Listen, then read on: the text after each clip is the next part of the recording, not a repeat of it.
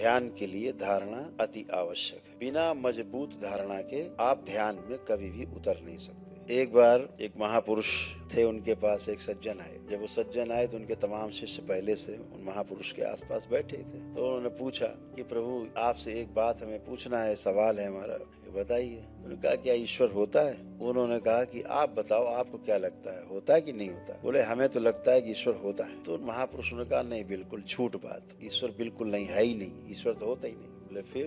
बोले, होता ही नहीं। बोले, हम देखते हैं कैसे नहीं होता, भाई हम ढूंढेंगे। चले गए। उसके बाद एक दिन दूसरे सज्जन आए, उनका भी ऐसा ही सवाल था। कथा है कि प्रभु, हम ध्यान साधना करते हैं, ठीक से हो नहीं पा रही, आपसे एक सवाल है, क्या ईश्वर वाकई में होता है? तो उन्होंने कहा कि तुम्हें क्या लगता है, ईश्वर होता है कि नहीं होता? उनका, नहीं, हमें तो लगता है कि ईश्वर तो होता है नहीं। बोले, बिल्कुल गलत, ईश्वर तो है। और शिष्य और कंफ्यूज हो गए। एक दिन एक तीसरे सज्जन आए, उन्होंने पूछा यही प्रश्न, प्रभु, हम जानना चाहते हैं ईश्वर होता है कि नहीं होता, हम आपसे सुनना चाहते हैं। बोले, तुम्हारी कैसी राय है? बोले, हम तो बड़ा कंफ्यूज है, पता नहीं, कभी लगता है, कभी लगता नहीं है। तो महाराज जी उठे और अपना कुटिया के अंदर चले गए। अब उनके शिष्य और कंफ्यूज, उसको बगैर जवाब दिए कुटिया अंदर चले आए, वो चला गया। अब शिष्यों ने घेर लिया उन्हें, गुरुदेव अब ये बताओ, पहले आज तो सवाल ही हम लोग के बड़े बड़े सवाल बन गए। एक को कह दिया ईश्वर है, दूसरे से कह दिया ईश्वर नहीं, और तीसरे ने कहा तो आपने जवाब ही नहीं दिया कोई, ये क्या है? तो उन्होंने कहा, देखो बात सुनो, बात धारणा की, हम तो धारणा तोड़ते हैं। पहले ने कहा, हमने पूछा उससे, तुम्हें क्या लगता है? उसने कहा ईश्वर होता है।